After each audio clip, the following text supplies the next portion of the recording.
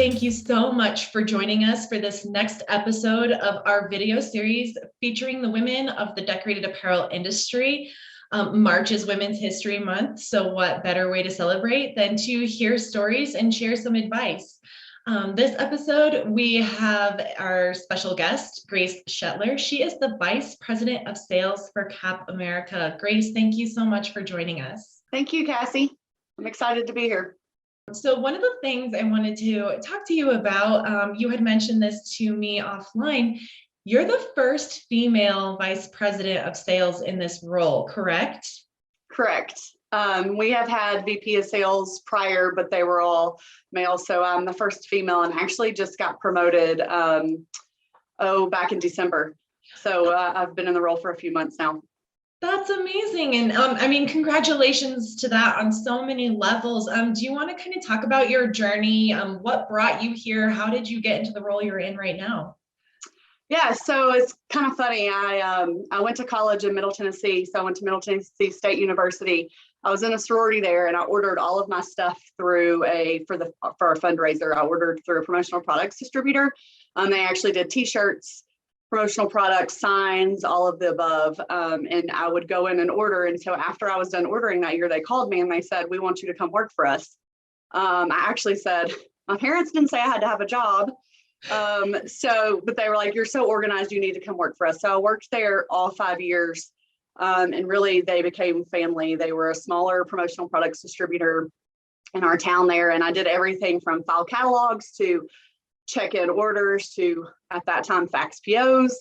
And so it was kind of got my feet wet in the industry, seeing all of the fun products come in, all of the personalized products come in there. And then from there, I moved to Atlanta. I kind of wanted to stay in the industry. So I started reaching out to some folks and I worked at Boxercraft, actually came in as a customer service rep.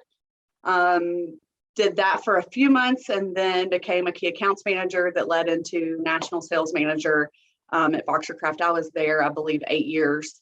And then from there came to Cap America. Actually, Mark Gaiman, our CEO, reached out to me and said, we need you to come work with us. And it took him, he always says this, it took him about 6 months to hire me. And it's been a great ride so far. I've been at Cap America 5 years.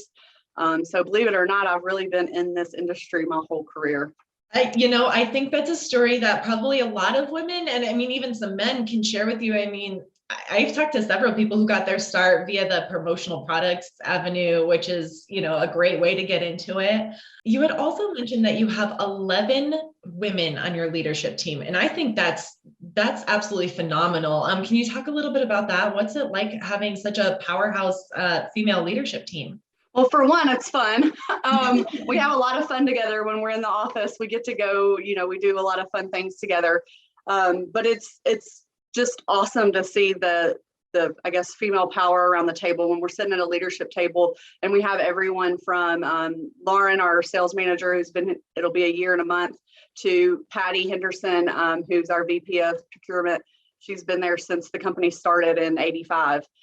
So we had some reps in last week and we went around the room with all of leadership and said, our titles and how many years we had been there. We literally have people from brand new to 37 years experience. And the knowledge that is in that room is incredible.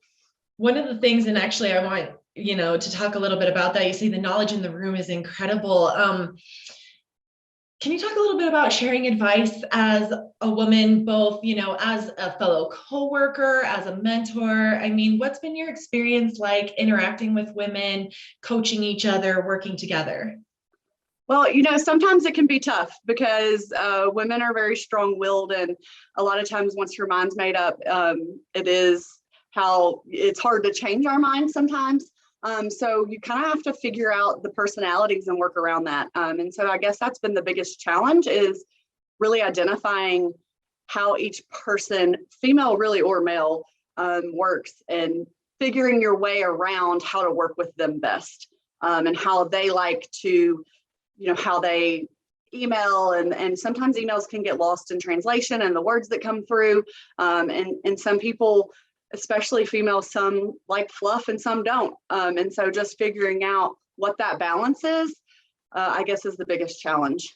Yeah, and I'm sure like you said, that kind of goes both ways in the communication world. It's really easy to misinterpret an email, Um, so that being said, what should other women in the industry, keep in mind?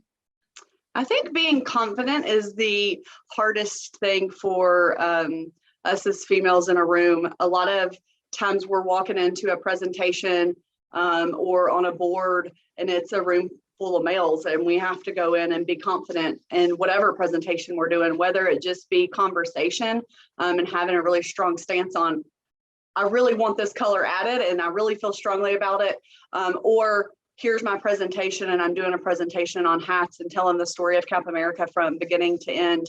And being in sales, you have to develop being confident. And the funny thing is, my least favorite class in college was speech.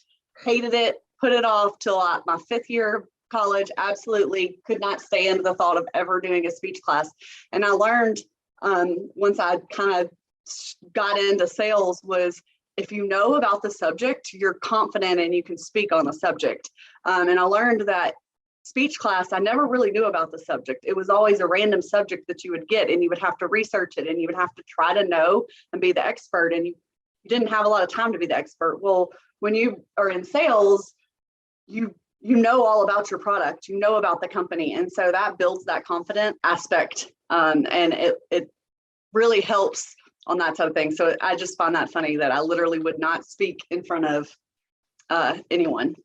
I'll stand in front of everyone and speak. So I don't think you're alone in that. I also put off speech, and I think there are a lot of people who that actually it's like horrifying, right? To think about standing in front of people and speaking. But like you said, the topic now, like you've grown that confidence. So now having, been through the experiences you've been through, what is your favorite part about being in this industry? The people. So I absolutely love the people in this industry.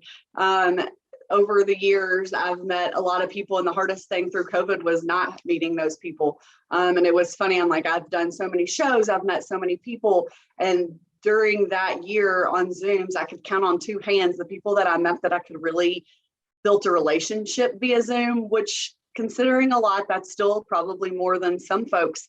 But the people and the relationships that I've built are my favorite.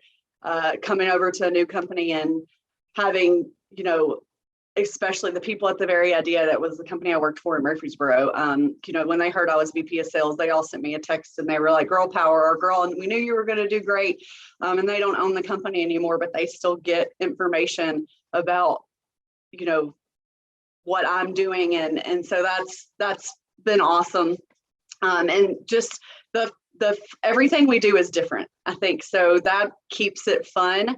Everything is customized.